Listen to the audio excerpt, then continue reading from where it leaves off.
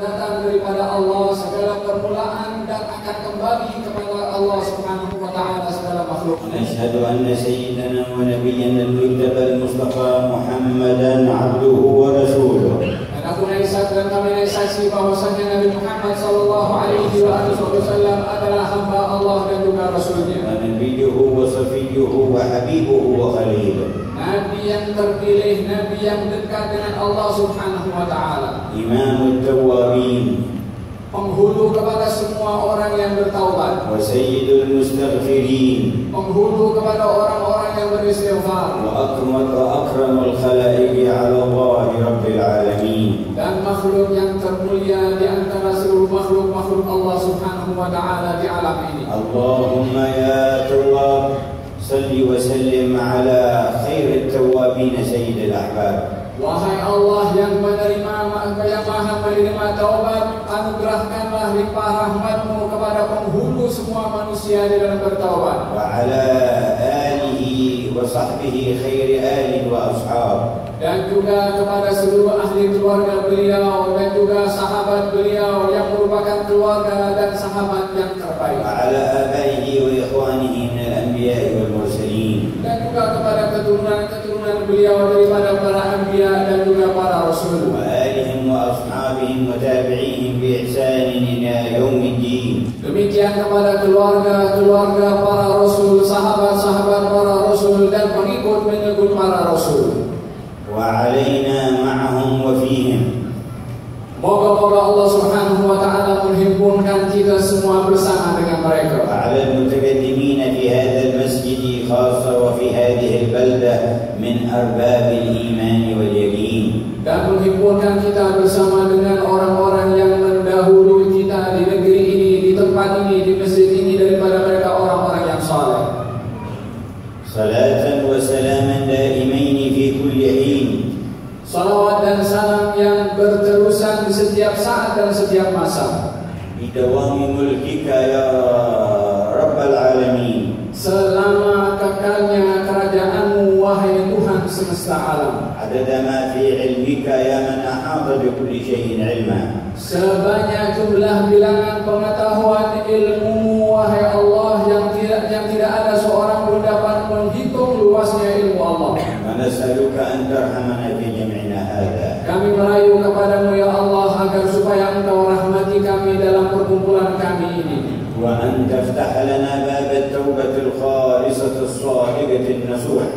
Kami merayu kepadamu agar supaya Engkau bukakan untuk kami pintu-pintu taubat untuk kembali kepada Engkau dan bertaubat dengan taubat yang benar. فأنت الذي قلت عن نفسك في كتابك وهو الذي يقبل التوبة عن عباده ويعفو عن السيئات. Engkaulah juga yang berfirman di dalam kitab-Mu yang Engkau menyatakan bahwasanya Allah Subhanahu wa taala yang telah membuka pintu taubat dan menerima taubat serta memaafkan banyak daripada perbuatan silap hamba-Nya. ولقد كان من تكرمك وإفضالك أن شرعت التوبة لعبادك ودعوتهم إليها. Bahagian daripada kurnia-Mu kepada kami dengan Engkau mensyariatkan kepada kami akan taubat agar supaya kami dapat bertaubat dengan syariat yang telah Engkau perintahkan kami. وأنت الغني عنهم وهم الفقراء إليك. Engkau maha kaya dan tidak memerlukan kepada sesiapapun. Mereka makhluk-makhluk itulah yang memerlukan kepadamu. ومن تفضلك أن تفرح بتوبة التائب منهم لتسلمهم من العذاب. Dan merupakan juga kurnia-Mu kepada kami, yaitu Engkau gembira dengan kami bila mana hamba-Mu bertaubat kepada Engkau untuk Engkau ampunkan dan terima taubat. وتفتح له أبواب العطاء والمواهب الكبيرة وأنت الكريم الوهاب. Engkau membuka untuk mereka, wahai Allah, pemberian-pemberian yang besar kepada mereka yang bertaubat. Sesungguhnya Engkau maha pemurah dan maha pemberi. فسبحانك ما أعظمك من رب كريم. Maha suci Engkau, wahai Allah, sungguh Engkau adalah Tuhan yang maha pemurah. وإله متفضل عظيم. Engkau adalah Tuhan yang sentiasa mencurahkan rahmat dan juga nikmat yang besar kepada kami. وملك جواد رحيم. Engkau adalah Maha Raja yang maha agung dan maha pemurah. وقد صور نبيك عظم هذا الفضل منك في موضوع التوبة فقال Nabimu telah menyatakan dan menggambarkan kepada kami tentang bagaimana kemurahan dan sifat kemurahanmu dalam masalah taubat. Di dalam sabdanya beliau bersabda, Inna Allah fataha bab at-taubati 70 aman la yazalu maftuhan hatta tatla'a asy-syamsu min maghribiha. Sesungguhnya Allah Subhanahu wa Ta'ala telah membuka pintu-pintu taubat selama 70 tahun dan tidak akan ditutup pintu itu sampai matahari terbit daripada sebelah barat. وَلَقَدْ فَرِحَ نَبِيُّ اللَّهِ لِأُمَّتِهِ بِفَتْحِ بَابِ التَّوْبَةِ. Sungguh nabimu dan umatnya gembira dengan dibukakannya pintu taubat kepadamu, wahai Allah. وروى ابن عباس أنه سأله كفار قريش بمكة أن يصبح لهم جبل الصفا ذهبا فيتبعوه.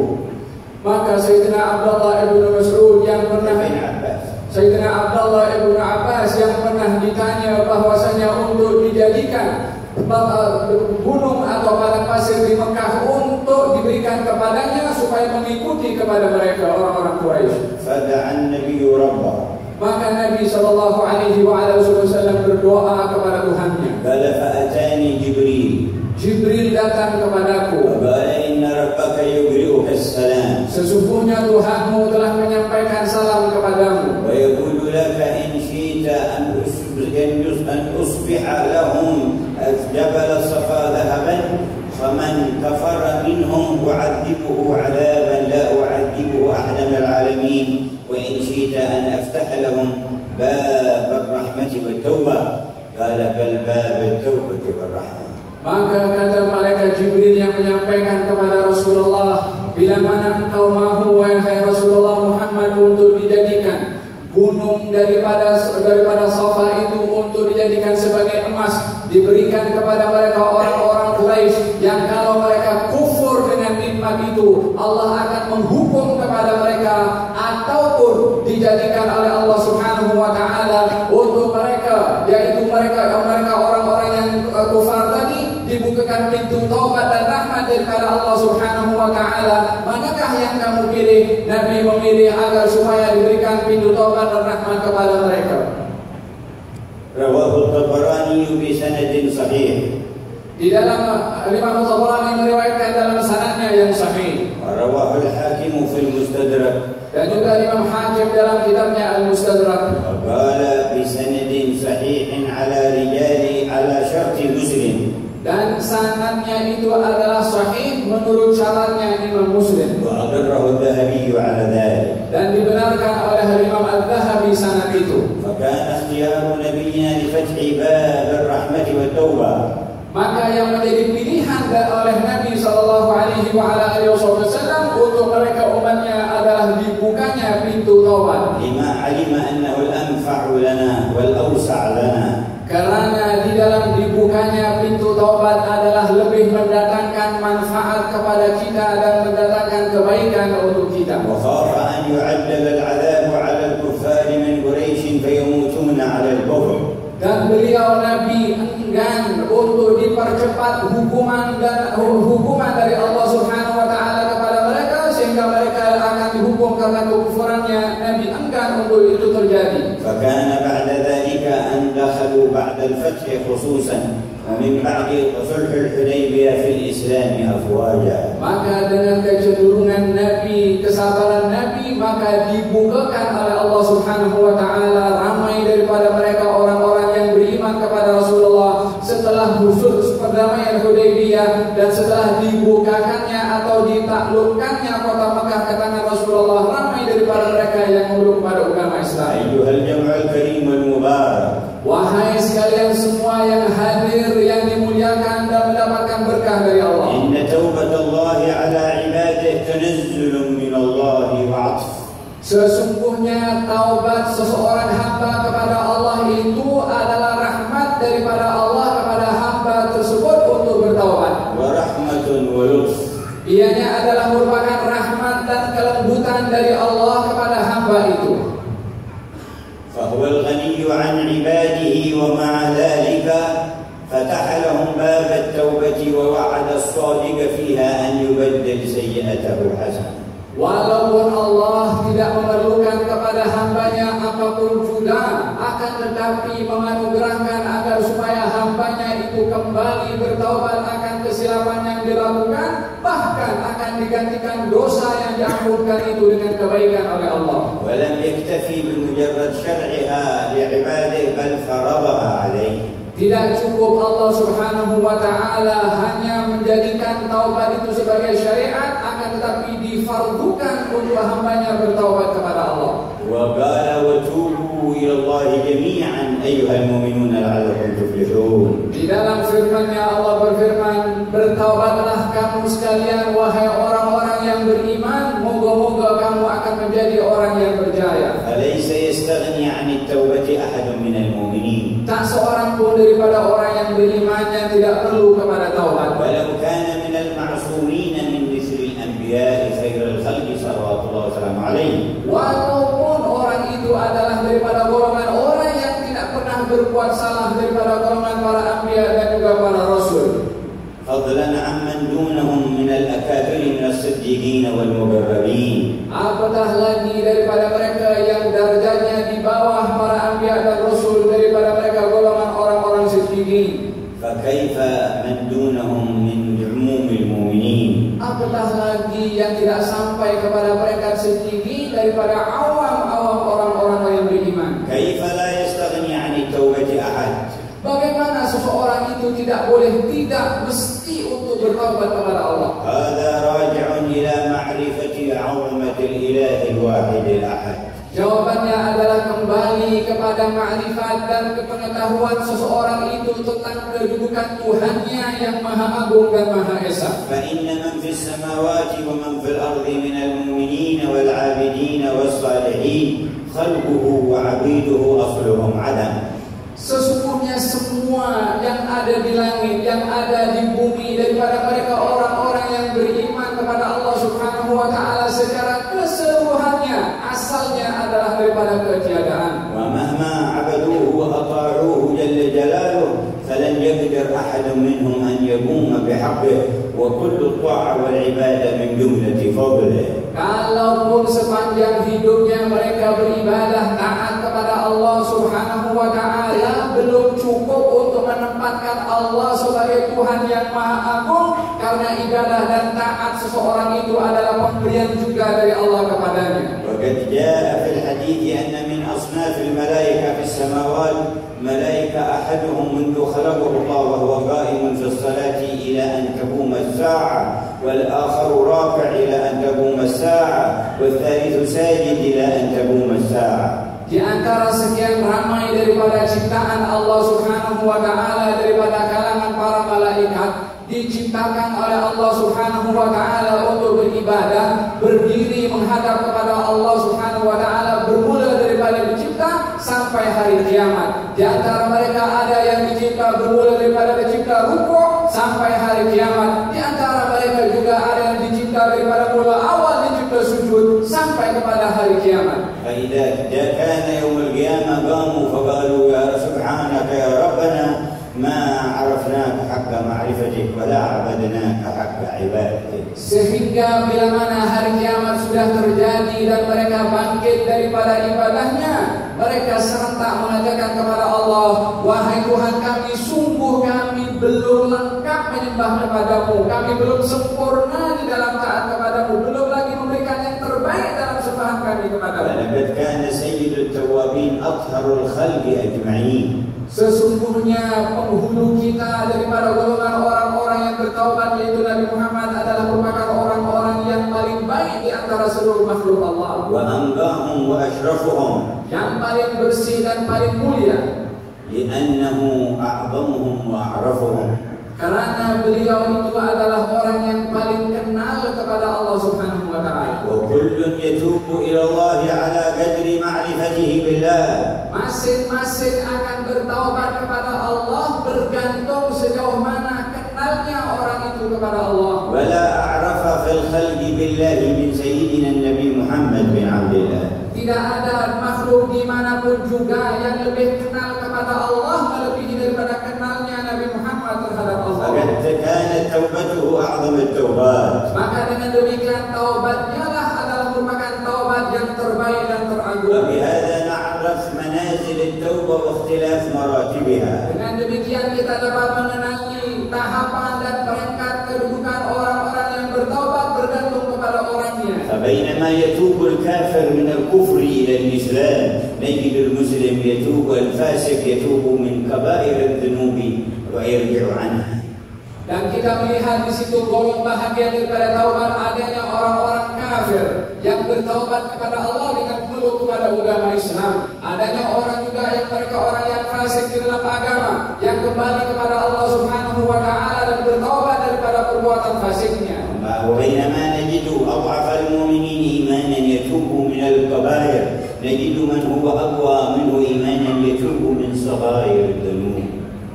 Kita melihat adanya orang-orang beriman yang imannya lemah bertaubat kepada Allah disebabkan dosa-dosanya yang besar. Di sini juga ada golongan orang-orang yang beriman yang lebih kuat imannya bertaubat kepada Allah Subhanahu wa taala karena dosa-dosanya yang kecil. وبينما نجد توبة هؤلاء من صغائر الذنوب نجد من أهل اليقين فوقهم من يتوب عن المكروهات والشبهات. Di mana kita juga melihat mereka orang-orang yang lebih sempurna imannya bertaubat karena dosa-dosanya yang kecil. Kita melihat golongan yang lebih tinggi daripada orang-orang ahli yamin yang bertaubat kepada Allah Subhanahu wa taala daripada perbuatan-perbuatan makruhnya. وبينما يتوب هؤلاء من المكروهات نجد من فوقهم ممن هم أعرف بالله وأقوى إيمانا يتوبون من كل غفلة عن الله غفلها القلب عن ربه في أي ساعة. Kita juga melihat mereka orang-orang yang bertobat kepada Allah Subhanahu wa taala karena dosa-dosanya yang kecil akan didapati golongan orang-orang yang lebih kenal kepada Allah Subhanahu wa taala yang bertobat karena perbuatan-perbuatan yang makruh. Ada pula golongan orang yang lebih tinggi daripada mereka yang bertobat kepada Allah Subhanahu wa taala daripada perbuatan kelalaiannya daripada Allah Subhanahu wa taala karena kenalnya mereka kepada Allah. ومن هنا قالوا بعض حسنات الأبرار سيئات عند المقربين. Oleh sebab itu dikatakan bahwasanya golongan orang-orang abrar bila mana berbuat baik, perbuatan baik bagi golongan ini akan dianggap tidak baik bagi golongan yang lebih tinggi yang namanya muqarrabin. وبذلك قال الإمام الجنيد بن محمد إنه بقي يستغفر سنين طويلة من كلمة تكلم بها. Oleh sebab itu kita mendengar dalam kisah bahwasanya Imam Junaid bin Muhammad bertaubat kepada Allah Subhanahu wa taala bertahun-tahun karena satu kalimat yang diucapkan. فقال وما هي الكلمة؟ قال قلت الحمد لله لكن في غير موضعها.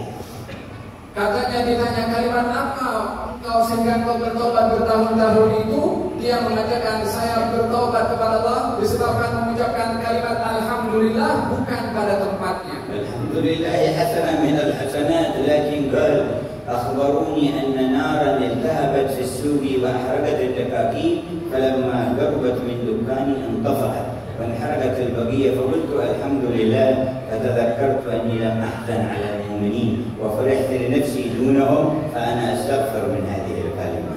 Secara zahir kalimat alhamdulillah adalah merupakan zikir kepada Allah. Akan tetapi ketika dilafazkan oleh Imam Junaid bin Muhammad yang mana ketika itu berlaku satu kejadian kebakaran di sebuah pasar di mana Imam Junaid bin Muhammad mempunyai kedai di pasar itu. Api yang lahap dan membakar kedai-kedai di sekelilingnya sampai api itu menghampiri kedainya Junaid bin Muhammad. Api itu terpadam dan dia mengatakan alhamdulillah disebabkan oleh karena kedainya terselamat, maka dia pun terfikir pada akhirnya aku gembira dengan kedai aku terselamat mengucapkan alhamdulillah dan aku tidak sedih dengan kedai-kedai orang-orang beriman yang terbakar dengan api tersebut, maka aku ucapkan kalimat itu bukan pada tempatnya.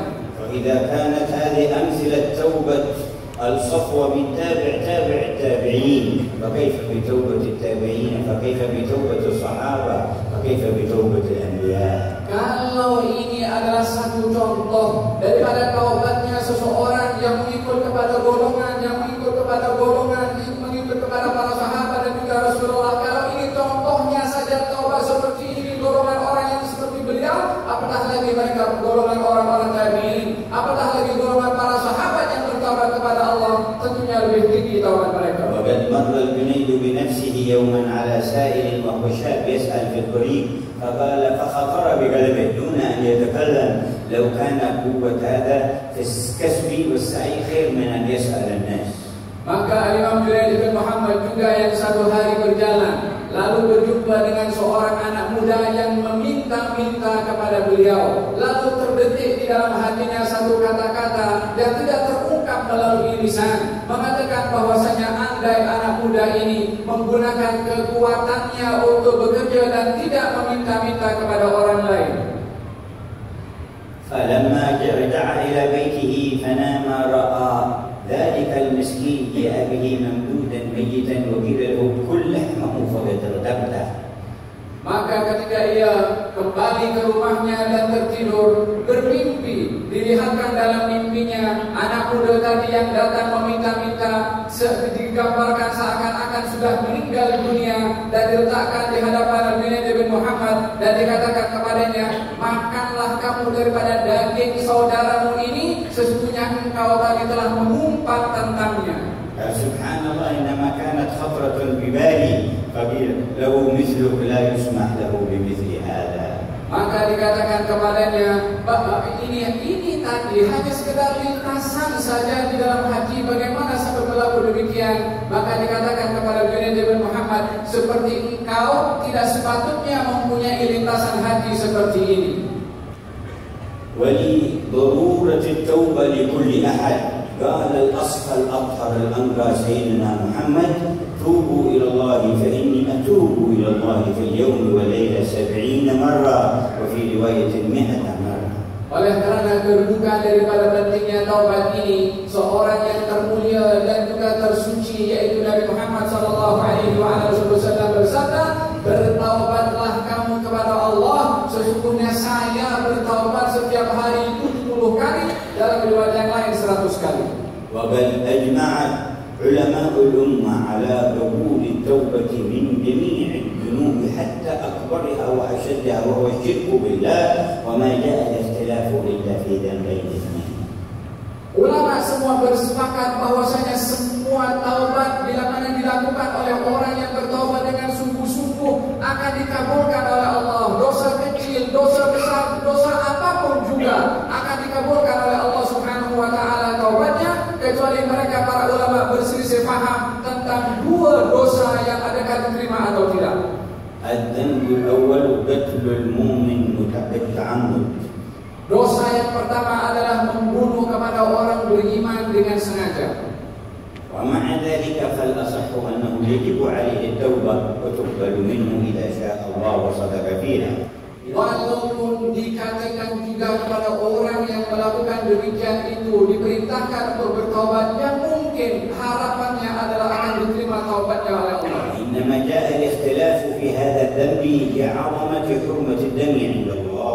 Berlakunya perbezaan para ulama tentang dosa ini adalah disebabkan oleh karena perbuatan itu cukup besar dan bernilai di sisi Allah bila mana dilanggar. وفي الحديث لو اجتمع أهل السماوات والأرض على سفك دم رجل مسلم بغير حق لأكبهم الله في النار.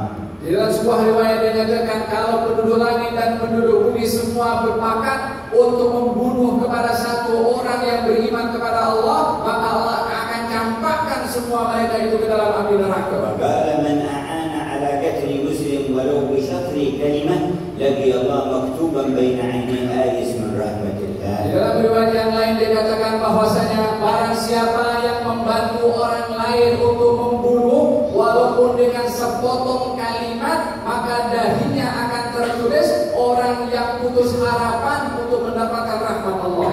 ومن لطيف ما ورد فيها ما جاء عن ابن عباس أنه كان في مجلس فجاء السائل يسأل هل للقاتل توبة. Seseorang datang kepada Sayyidina Abdullah bin Abbas dan menanyakan soalan, adakah orang yang membunuh itu boleh diterima taubatnya? فقال نعم. Dijawab olehnya, ya.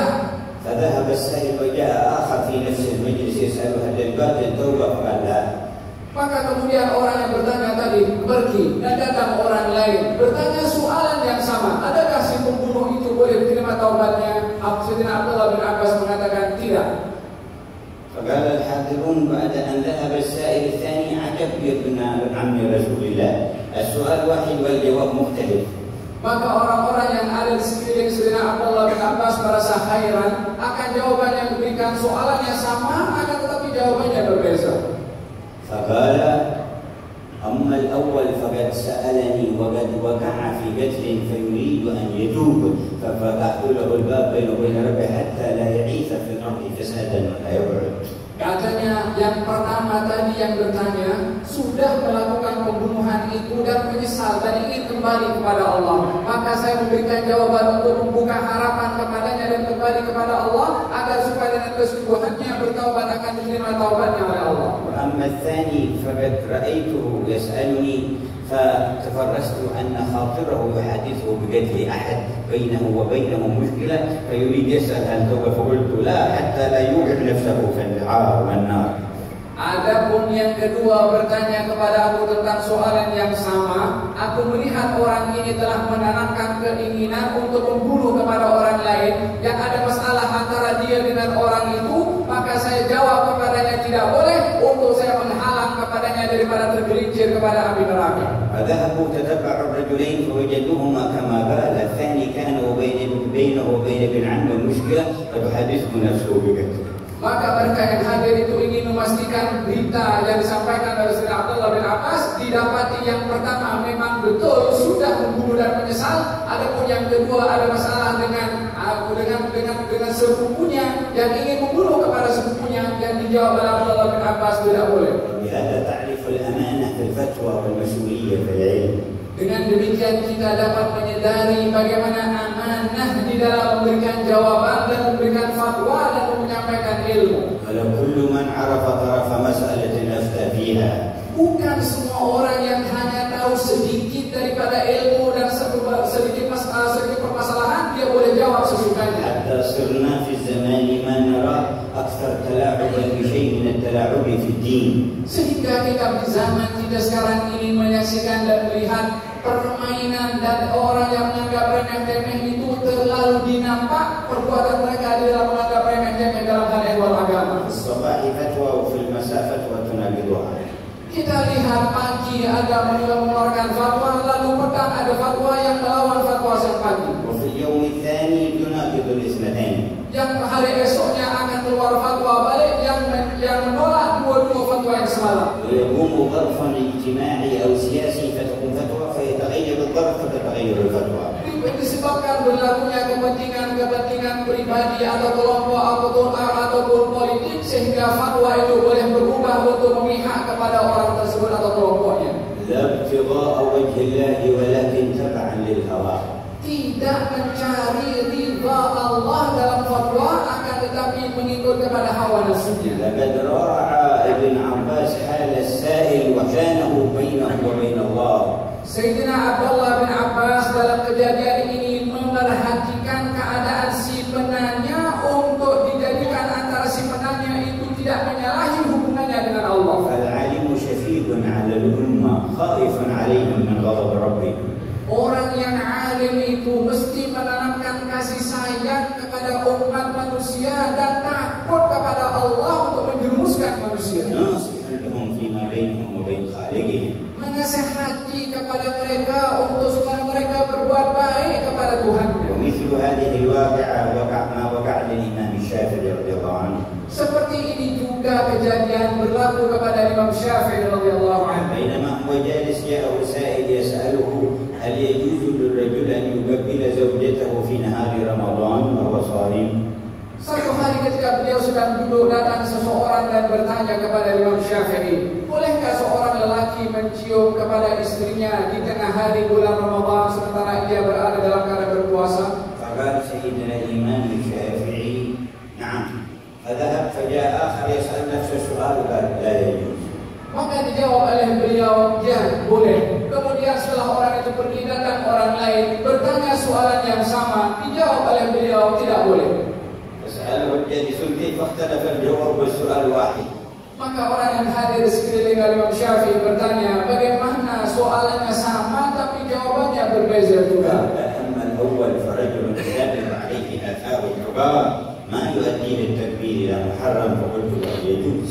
Yang pertama bertanya adalah orang yang sudah tua dan nampak orang itu ketakwaannya kepada Allah Subhanahu wa taala, maka saya yakin dengan jawaban yang saya berikan tidak akan menjerumuskan orang itu kepada perkara yang dilarang oleh Allah. أما الثاني فشاب حديث عهد بزواج لا يؤمن عليه فقلت له لا. Adapun yang kedua adalah orang yang masih muda dan baru saja berkahwin, maka khawatir kalau dia akan terjerumus kepada perkara yang dilarang kepada mereka orang berkuasa, maka dijawab oleh Imam Syafi'i tidak boleh. ومن هذا المعنى ما جاءنا في الصحيح في حجة النبي صلى الله عليه وسلم. Dan seperti ini juga yang kita melihat kejadian yang berlaku dalam hajinya Nabi sallallahu alaihi wasallam. أنه وهو راجع من مزدلفة يريد الوصول إلى منى وقفت امرأة خثعمية تسأله. Ketika dalam perjalanannya beliau daripada Musdalifah menuju ke Mina, seorang perempuan datang kepada Rasulullah dan menanyakan soalan. وكان راكب وراءه على الجمل ابن عمه الفضل بن العباس.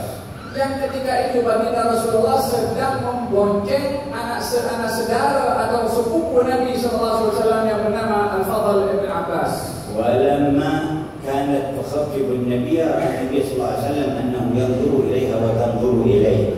Maka ketika perempuan itu bertanya kepada baginda Rasulullah soalan, Nabi menyaksikan bahwasanya kedua-dua yakni Fadl bin Abbas melihat kepada perempuan itu dan perempuan itu menatap kepada sepupu Nabi. فأدار يده إلى رأس الفضل ولواه إلى الشق الثاني. Maka Nabi memegang kepada kepala Al-Fadl bin Abbas dan memalingkan kepada arah yang lain untuk tidak menatap kepada perempuan itu. فلما قضت السؤال ومضت أطلق رأس الفضل. Maka setelah perempuan itu bertanya dan dijawab soalannya dan pergi, barulah Al-Fadl bin Abbas wajahnya dipalingkan lagi oleh Nabi ke depan. كان عمه العباس يلاحظه. Ketika itu bapak Fadl yaitu Abbas menyaksikan perbuatan Nabi. فجاء العباس إلى سيدنا النبي صلى الله عليه وسلم يقول يا رسول الله لويت عنق ابن عمك. Kata Sayyidina Abbas mengatakan kepada Rasulullah, wahai Rasulullah, engkau palingkan wajah kepada anak bapak saudaramu.